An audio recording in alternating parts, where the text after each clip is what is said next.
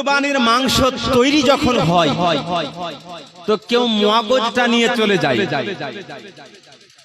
কেউ কলেজা কিছু নিয়ে চলে যায়, কেউ মুঠার মাংসগুলো নিয়ে চলে যায়, কেউ পায়া খাবো বলে পায়া নিয়ে চলে যায়, আর বাকি মাংসগুলো তারা বন্টন করে।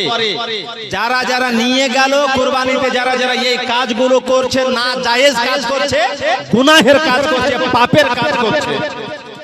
শরীয়তের আইন কুরবানি যদি ভাগাভাগিতে করা হয় তাহলে মাংসটাকে ওজন করে ভাগীদারদের মধ্যে বন্টন করতে হবে। আইডিয়াতে বা অনুমান করে যদি ভাগ করে বাঁটে তাহলে এটা জায়েজ হবে না। যদি ওই এটা বলে দেয় তারা পরস্পরে যে কারো যদি বেশি হয়ে যায় একটু, কারো যদি কম হয়ে যায়, তো আমাদের কোনো দাবি থাকবে না, কোনো আপত্তি থাকবে না, এ কথা বলে দিলে অনুমান করে আইডিয়া দিয়ে বন্টন করা এটা না জায়েজ হবে, গুনাহের কাজ হবে। কারণ শরীয়তের চূড়ান্ত আইন যে ওজন করেই বাঁটতে হবে, এটা শরীয়তের আইন।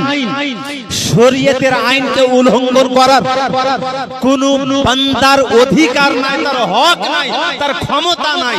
শরীয়ত বলেছে এটাকে ওজন করেই ভাগীদারদের মধ্যে মাংসটাকে বাঁটতে হবে। অতএব আইডিয়াতে বাঁটবো, আর কম বেশি হয়ে গেলে একে অপরকে মাফ করে দিব। মাফ করনেওয়ালা আপনি কে? শরীয়ত বলেছে যেইভাবে করতে হবে আপনাকে ওইভাবে।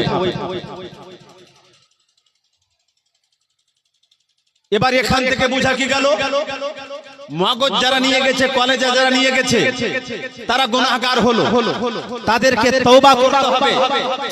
যেটা যেটা খাওয়া যাবে মাংসের মধ্যে, যেই যেই মাংস, পায়া হোক আর মুঠার মাংস হোক, ফুলকা হোক আর কলেজি হোক আর মগজ হোক, যয়জন ভাগীদার আছে সবাইকে এগুলো ওজন করে বেটে নিতে হবে, বাঁট করতে হবে, বন্টন করতে হবে নিজের ইচ্ছা মতো। এটা পিস ভালো লাগলো তো আগে পাঠিয়ে দিল, মাংস এদিকে কাটা হচ্ছে, ওদিকে ওটি রান্না হয়ে যাবে, ওটা খাবো বলে। এগুলো সব গুনাহের কাজ। সমাজে যদি হয়ে থাকে তাহলে এটাকে টোটালি বন্ধ করতে হবে। মনে হচ্ছে আপনাদের সমাজে হয় না।